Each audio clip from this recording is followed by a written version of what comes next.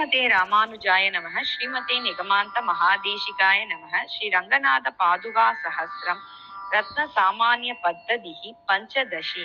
निर्धूतमोगतिमिरा स्तवरत्न दीपैः निर्विश्यमान विभवं नदराजपुत्र्या प्रत्यक्षयन्ति निगमान्त निगूढमर्थम् पादावनि त्वयि निवेशित भावबन्धाः रत्नोपलप्रकर संभव येष दूरात् रङ्गादिराजचरणावनितावकीनः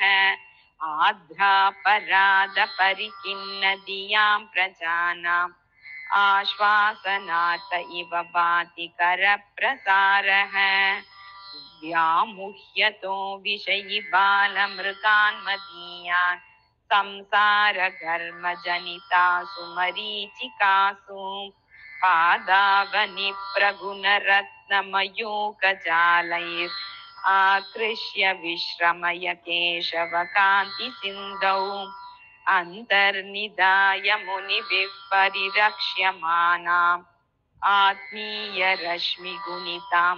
मणिपादरक्षे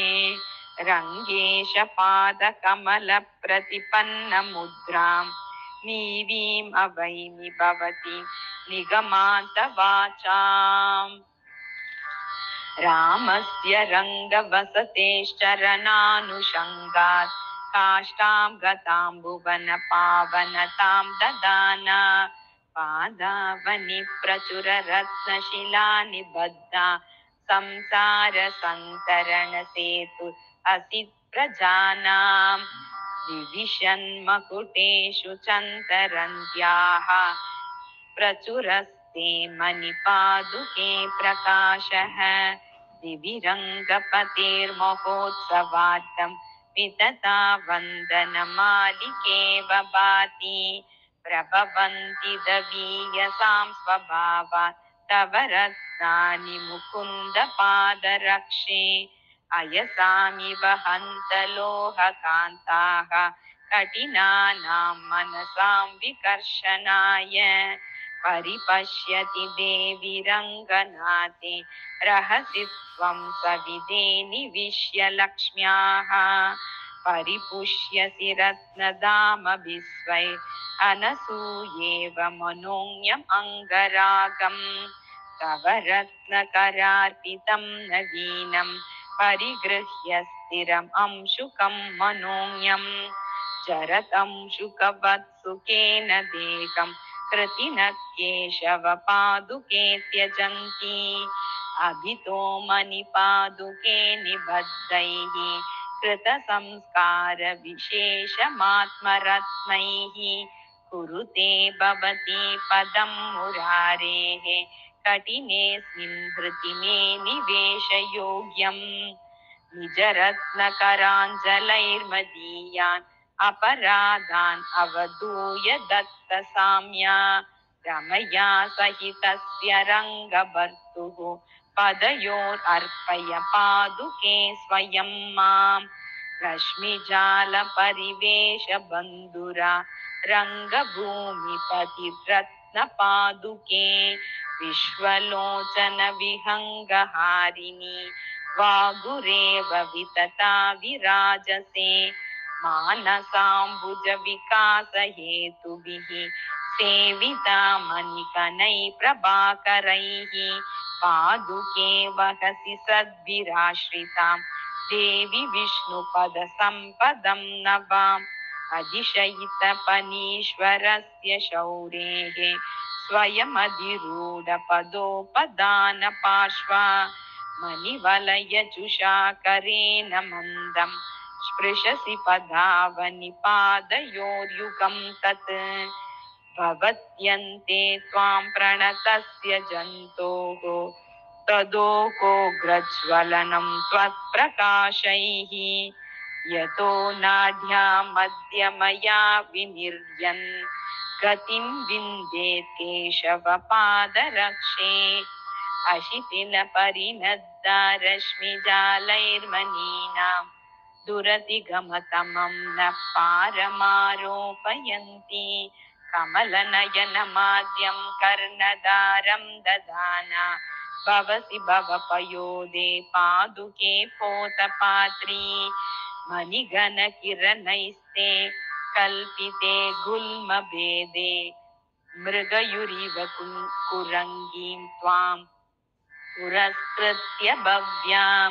हरति चरणरक्षे भक्तिपाशावरुद्धं हृदयहरिणयूतं प्राणिनां रङ्गनाथः परिचितपदमूला पादुके रङ्गिनस्त्वं प्रभवति भुजमध्ये कौस्तुभोऽयं तथापि भवति वृषमदस्ता तेजसा भव्यभूम्ना शलभितदुरितानां तावकानां मनीनां कल्पश्रेणी दिनपरिणतौ जन्तुजाले प्रसुप्ते विश्वव्याप्ते जगति तमसा पादुके तादृशेन ध्यानालोकैस्तवमणिगणैर्वासगेहप्रदीपाः सम्पद्यन्ते सह कमलया जागरूकस्य यूनः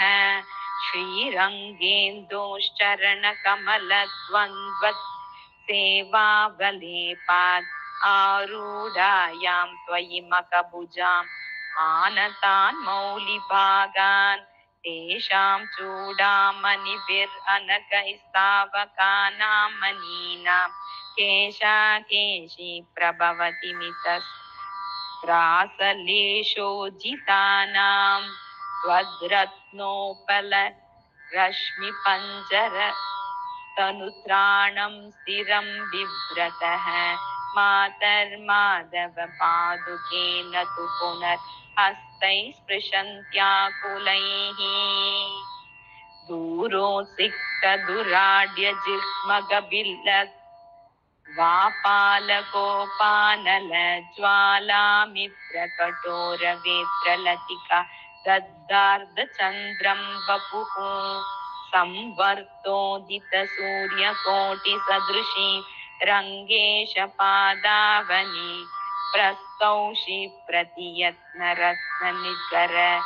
ज्योतिश्चटाम् उद्भटां तन्मन्ये तदनन्यसूरिपरिशन् मध्ये निवेशायनः तादृक्वा सरसे पिबेतुम् अचिरात् अस्माकम् अन्दं तमः सलीलं विन्यस्य त्वयि चरणरक्षे निजपदं यदृच्छा निष्क्रान्ते विहरति हरौ रङ्गरसिके दिशासौधानष्टौ जनयसि तदा निर्भरमिलन् मनिच्छायां मायागणघटितकेतुव्यतिकरान् महार्घैर् आश्लिष्टां मणिभिरवधूत तद्युमणिभिः कथञ्चित् क्षेत्रज्ञैरधिगतपदाम् अम्बः भवति मुकुन्देन त्रातुं पदकमलमूले विनिहितां निराबाधां मन्ये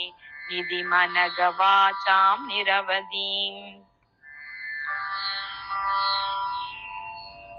तापत्रयं निरुन्धे पचति कषायान् विशोषयति पङ्कं